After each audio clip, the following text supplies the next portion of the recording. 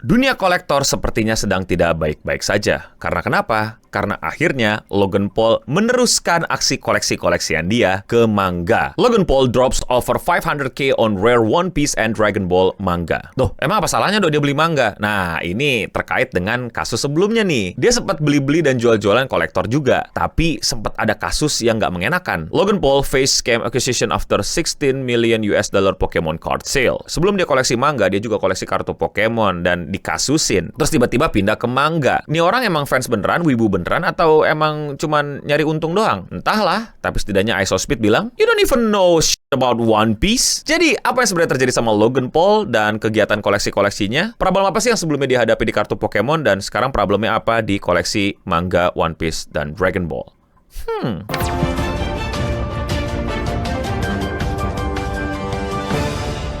Proud owner of the greatest mangas in the world, in my opinion, One Piece, terus Dragon Ball. 9.10, 9.2, the manga journey has begun. Dipamerin lah manganya yang sudah di-grade sama Logan Paul. Dan kalau kalian scrolling ke bawah, kalian akan nemu ISOSpeed ngeledekin, "You don't even know shit about One Piece." Oke, jadi apa yang dilakuin sama Logan Paul sih? Jadi Logan Paul itu ngebeli koleksi manga gitulah, yang gua asumsikan ini adalah terbitan pertamanya gitu, chapter 1. Lalu sama dia di-grading dan akhirnya dapat nilai grade yang berupa 9,0 dan 9,2. Disclaimer, gue bukan kolektor yang gimana-gimana. Iya, gue koleksi beberapa barang, tapi nggak mau dibilang kolektor juga gitu, karena ya ini barang yang nggak langka-langka amat gitu. Jadi gue ngerti-ngerti dikit, tapi nggak ahlinya gitulah. Jadi silakan koreksi di bawah kalau gue ada keliru dan kritisi ya. Jadi Logan Paul ini pengen ngoleksi manga One Piece dan Dragon Ball yang rare tentu saja, dan di-grade sama dia. Grade itu kegiatan apa sih? Nge-grade itu kegiatan kayak perusahaan yang ngecek kondisi suatu barang collectible. Apakah asli? Apakah kondisinya baik? Apakah beneran dibeli dengan cara yang tepat dan lain-lainnya, dan nanti akan dipakemin gitu di figur dan dikasih nilai. Nilainya itu paling tinggi 10, makin turun berarti kondisi barangnya itu makin gak bagus atau ada cacat atau ada kerusakan. Kalau kartu Pokemon ya ada leceknya lah, ada robeknya lah, ada kena airnya lah. Kalau manga juga ya sama lah, kena air, lecek dan lain-lain. Ya dari situlah akhirnya bisa dapat grade poinnya, sehingga semacam memberikan value kepada calon-calon pembeli lainnya atau sesimpel para pengamat dan kolektor lainnya untuk bilang bahwa ini asli dan kondisinya baik.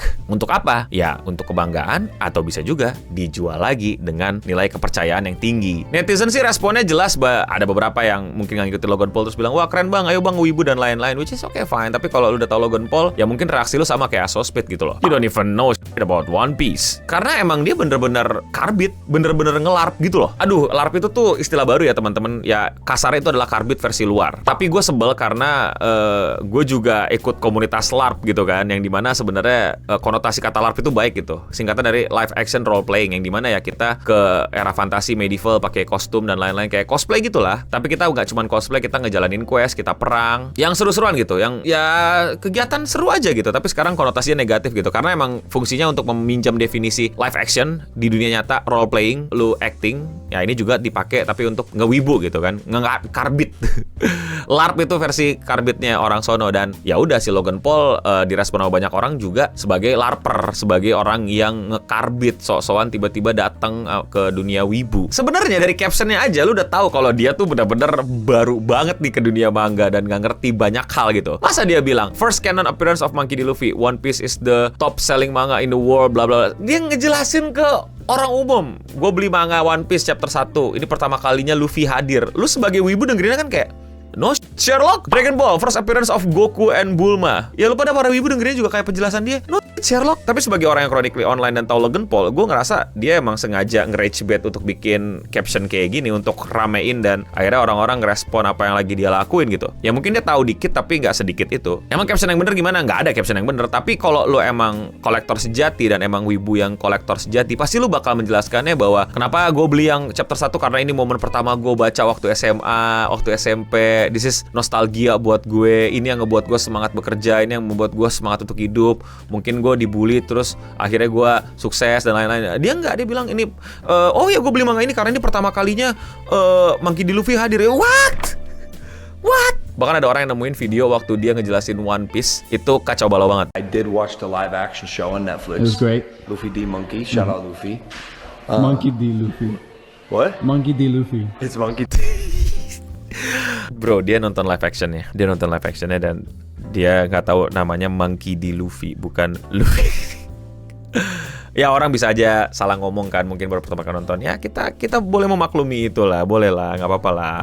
Tapi ini Logan Paul. Nah, problemnya bukan sampai di karbit doang, tapi di jejak dia, portofolio dia selama dia hidup itu kurang bagus sama dunia kolektor. Ini bukan gue yang ngomong, tapi berita-berita. Logan Paul has distanced himself from his tokenization firm after he was branded a scammer for not giving users a cut of the profits from his 16 million Pokemon card auction. Ya, jadi dulu tuh dia koleksi kartu Pokemon, dan kartu Pokemonnya tuh dibeli terus dijual gitu. Tapi tuh dia nge-tokenisasi gitu loh. Jadi kayak nge-NFT-in, jadi lu bisa beli sebagian, ya NFT gitu. Dan orang masih pada beli. Kayak the record-breaking transaction reignite controversy surrounding Paul 2022 decision to fractionalize ownership of the same card on Liquid Marketplace, a platform that later went offline. Investors who purchased fractional stakes were left scrambling for returns, which led to a lawsuit filed in Canada. Jadi dia tuh ikut ke perusahaan yang namanya Liquid Marketplace yang udah tutup. Jadi perusahaannya itu kayak kasarnya ngebuat, lu tadi udah dijelasin kan, fractional ownership. Jadi kayak ngejual ownership. Jadi itu contohnya tuh misalnya kartu gitu ya, ini kartu Pokemon gitu ya, ini kartu nama orang. Terus Logan Paul kan punya nih kartunya, misalnya harga 10 juta gitu ya. Nah, lu tuh bisa beli 1 juta kartunya. Jadi lu punya segini bagian nih ya, 10%-nya gitu. Ntar ada orang beli lagi 10%-nya, 10%-nya. Jadi kayak sharing ownership bareng-bareng. Jadi kalau kartunya kejual, lu pada dapat profit gitu. Tapi perusahaannya tutup.